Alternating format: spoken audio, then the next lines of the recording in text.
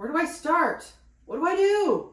I'm going to give you 5 tips in today's video that are going to help you make the most magical vacation at Disneyland. Let's get started.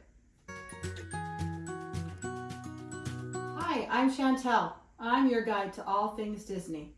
I'm here to help you learn how to plan like a pro using my guides and tips to help you on your Disneyland vacation. Today we're going to talk about 5 important things that are going to help you when you are headed to Disneyland. Some of these things you got to do before you even go on your trip. So let's get started. Number 1, download the official Disneyland app. Go to your app store, download the official, it has a castle, it's a blue background, Disneyland app, create an account. That is the first thing you need to do. Create an account so that when you're at Disneyland, you can use it. You're going to be using that app and account when you're there multiple times. The important thing about creating an account is you're also going to want to make sure each adult in your party has an account. Your children do not need their own account, but you want to have an account for each adult so that they can maneuver, they can look at the app, they can use the app. You guys can all use it at the same time. If you need to book rides or do things, look at attraction wait times, mobile order food, all of that's important. And the more adults that understand how to use the app, the better. So download the app, and when you download the app, make sure you add your payment form. So there will be a place where you can add your credit card. You're going to use that when you mobile order, if you want to buy Disney Genie Plus, and it's just better to have it all saved in there in the app before you go on your trip. The next thing you need to do in the app is you need to make sure you add all of your tickets. So if you are a group of 5, make sure all 5 tickets are in mom and dad's accounts. You have you, mom, dad, and the 3 kids. All of you are in each account so that you can utilize the app while you're there and you don't have to worry about, oh, I got to add who, what do I got to do? No, do tickets ahead of time. It just makes everything that much easier. Then when you get to the gates the morning that you're there, you can use your phone, scan your tickets, and that's how you get into the park. Once you've downloaded the app and you have it on your phone, I would definitely recommend taking a look at it and understanding how to use it before you go to Disneyland. In the very middle section, there are different attractions, dining, entertainment, different things you can log into and you can see. So you can see what entertainment is throughout the park.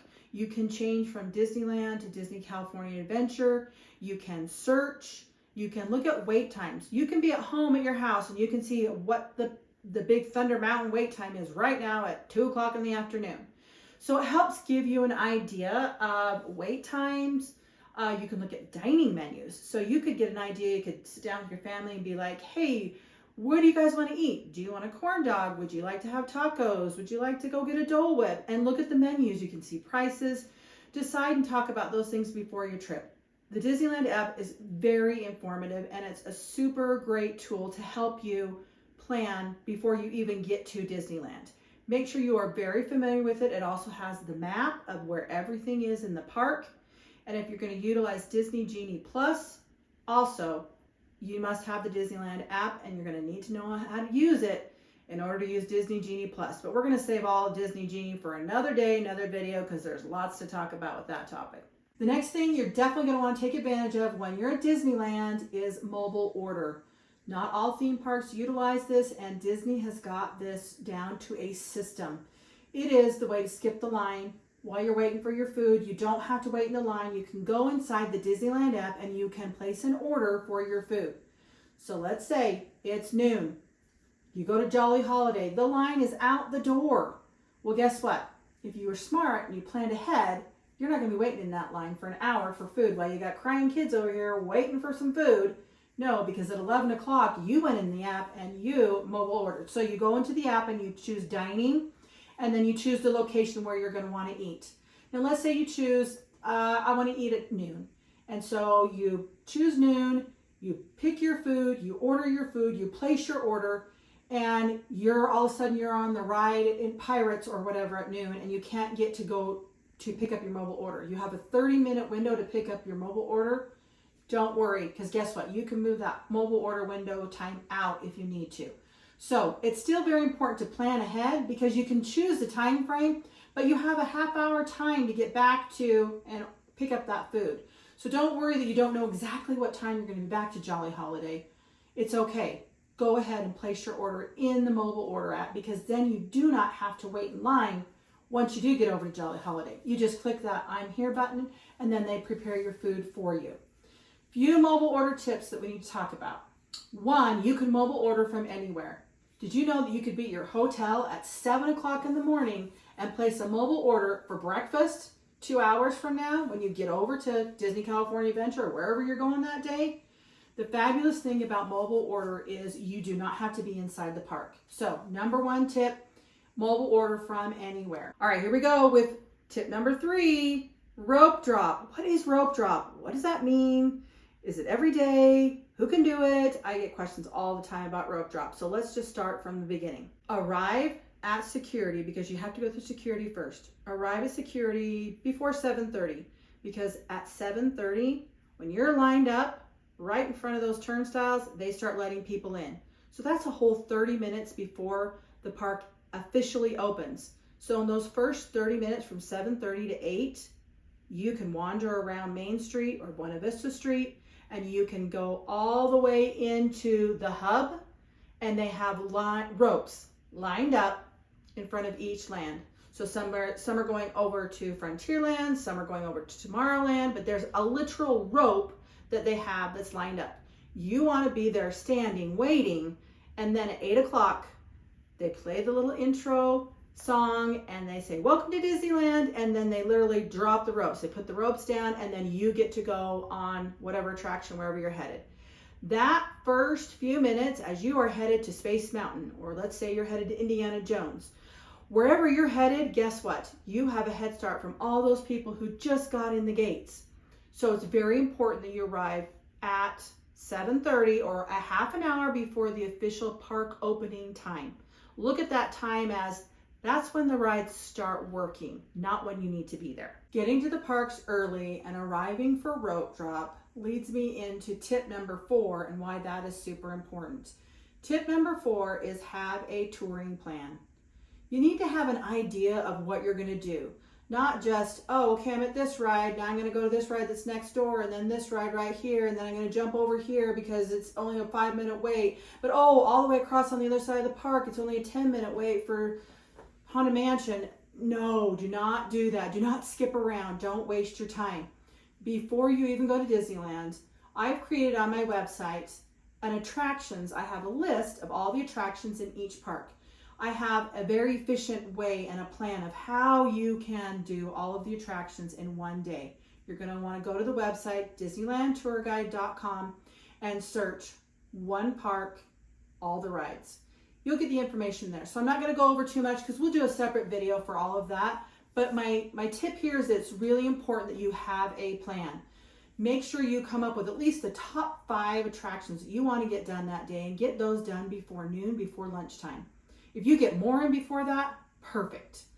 The idea is that you get as much done as you can in the first few hours of the morning, because then the crowds, they start trickling in around 11, noon, and then the parks and the lines can get really crowded, and it's long wait times. So I want to help you avoid that, and the way to do that is to have an efficient touring plan and get as much done as you can in the morning. And then that leads me into my last tip, which is tip number 5, crowd tips. Let's talk about ways that you can either avoid crowds or what to do when the crowds are there. We already talked about the importance of getting there early and getting as much done and having a touring plan.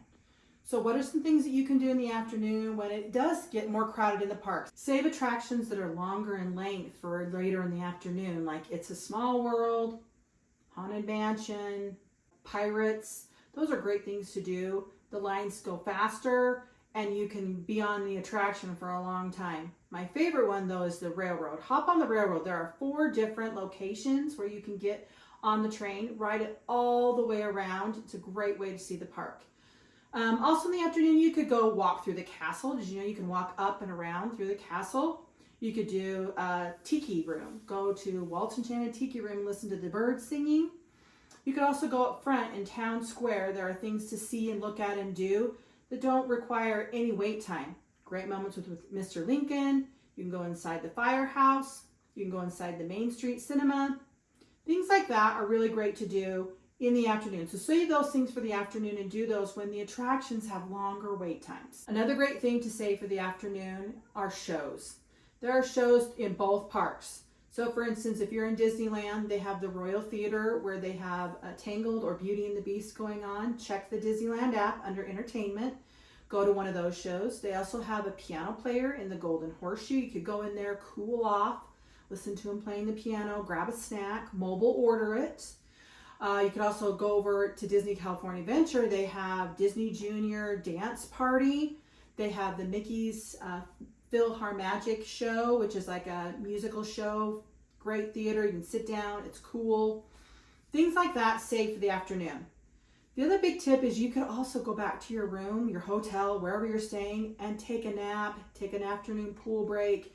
Just cool off, especially if it's in the summertime. Cool off, take a little break, and then come back after you're recharged, and then stay for late evening and do the shows in the evening. And when the lines tend to get even shorter after the fireworks, so if you can stay until like midnight. So if you take a break midday, that's always great too, to avoid the crowds. Last tip for those of you who really like to sit down and have a meal while you're at Disneyland, I would schedule that for late afternoon and do your dining somewhere where you can be sitting in those afternoon hours when the lines are long. You can be sitting down enjoying a meal, and you could be in the cool air conditioning.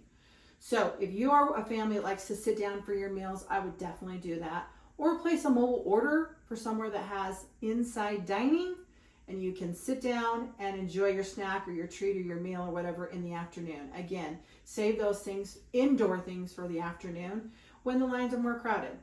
I hope that these 5 things that I've shared with you today will help you to plan your trip. A lot of them require pre-planning. It's important that you plan and do and execute some of these things before you even go on your Disneyland vacation. Like and subscribe to my channel. You guys know what to do. I'm here to help you make the most out of your Disneyland vacation and to give you all the tips that you need so that you can make the best memories with your family.